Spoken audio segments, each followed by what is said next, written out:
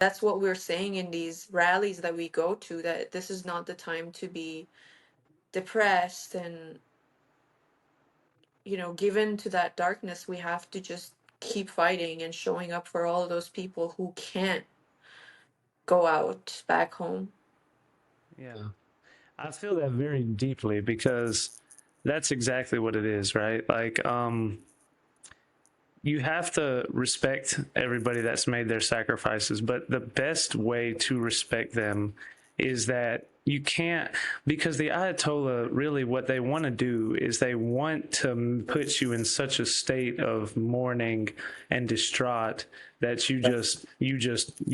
they want to try to break your spirit, and you'll just give up and throw your hands up and say this is too difficult. And so that's not an option. But um, of course, I would say they really underestimate the fire and the passion that's inside of the Iranian people and how serious it is that this will be the final battle and the final revolution, and the Ayatollah will be overthrown for good and be done away with.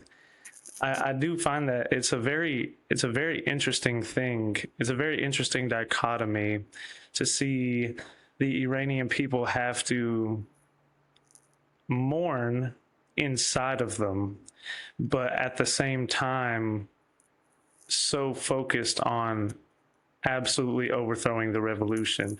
You have to be very strong to come from that place. That's a very difficult place to come from. But yeah, but it is necessary though. I find the Iranian people to be very strong like that. Very, very surprisingly strong. I don't know if most people are able to comprehend that kind of thing. What I love to see, I guess, what I'm saying is that although there's so much tragedy going on, what I love to see, what needs to be seen to make sure that it matters, is there has to be an understanding that you have to go forward anyways. And the Iranian people inside of them, inside of their spirit, inside of their knowing, they kind of already understand that. So that's the greatest thing that there could be in the midst of all of this. Yeah. Yeah, definitely.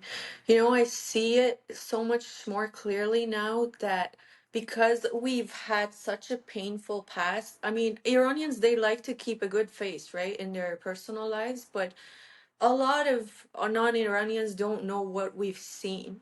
Like, if you see me out in society in Canada, you're not going to believe the stories Mm-hmm. that I have to tell because I've tried to keep myself looking successful and just keep up with everybody else.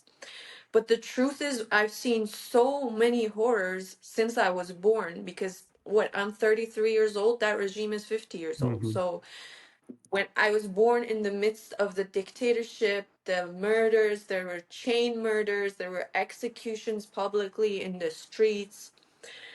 And yeah, it really makes you strong. It's heartbreaking, but it really makes you strong. And now I'm paying attention to how Iranians are reacting towards the media or the politicians saying this or that. And because we've seen so many lies and propagandas in Iran, because the national TV in Iran is full-time Mm-hmm. propaganda. So much that it's comedy for us. Yeah. We make jokes about it. We never believe a thing that they say. So we were very skeptical towards any kind of news that's out there. And then when I try to explain this to non-Iranians, I see that they're so naive, Mm-hmm. They believe everything that anyone says or anything that it's shown in a movie or a trend. And now I feel proud of this diaspora community that's like trying to awaken everyone. And a lot of the times we're misunderstood as hell. Mm-hmm. Like, we're attacked so many times. But I've seen something that they haven't. I can't expect them to understand it the way that I do.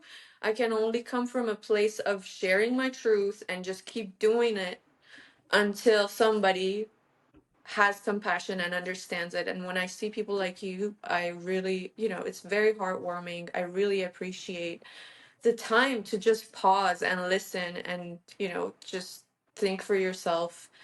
based on your own values, how you judge the situation. And I've already told you that we really appreciate it. It goes a long way. Yeah. And the thing too is like you talk about how Iranians are pretty immune to propaganda and psyops, and I would say that that's absolutely true. And because they've grown up with it, like that's all they've ever seen. They know what it is to hear one thing on a TV station and to see a completely, totally different reality in real life. I think not only do not only will this revolution free the Iranian people, but on top of that, there's a lot that those people and that country have to offer the rest of the world, especially the West. Because the West has gotten to a point where a lot of people are totally propagandized. They will believe, like you said, they will believe anything that they hear, they see, they're naive. And that comes maybe from growing up in a first world country. It could also come from maybe not necessarily just being in a first world country, but allowing the comfort of that to stop you from being educated or understanding or being informed about what's going on in the world.